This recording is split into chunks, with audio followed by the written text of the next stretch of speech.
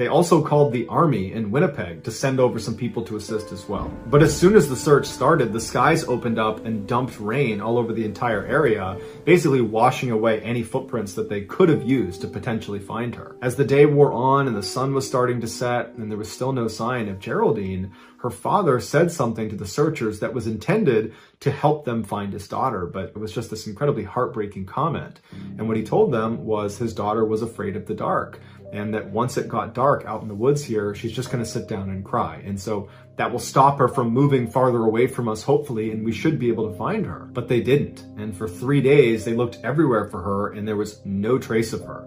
And to make matters even worse is the weather had been really rainy and cold, not below freezing temperatures, but close, like in the 40-degree Fahrenheit range. And she just had a light shirt and shorts on. She was not prepared for the weather. On the evening of the third day, they found footprints that they believed to be Geraldine's high up on this ledge in some moss overlooking Fox Lake. And the footprints indicated that this child, which was probably Geraldine, was looking out over the lake and then turned around and walked away from the ledge down into the swamp where her footprints dissipate. And so the search effort was pushed to this swamp, and they had thousands of people that are combing through this mosquito-infested bush to look for this girl, and once again, there's nothing.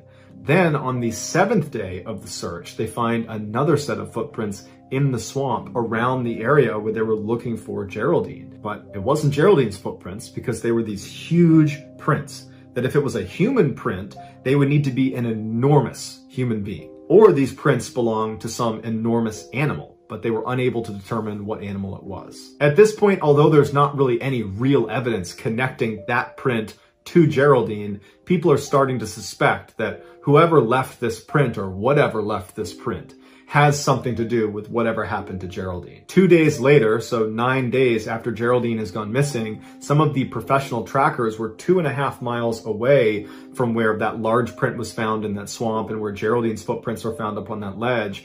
They found a piece of her plaid shirt 2.5 miles away on the eastern shore of another lake called Long Lake. And so they pushed the search effort over to that section of Long Lake, and within 24 hours, they would find Geraldine's remains. The scene where Geraldine was found was bizarre. There was very little left of Geraldine, and from what was left, it was clear there had been significant animal predation. And so initial thoughts were, she must have been attacked by wolves. That's what killed her.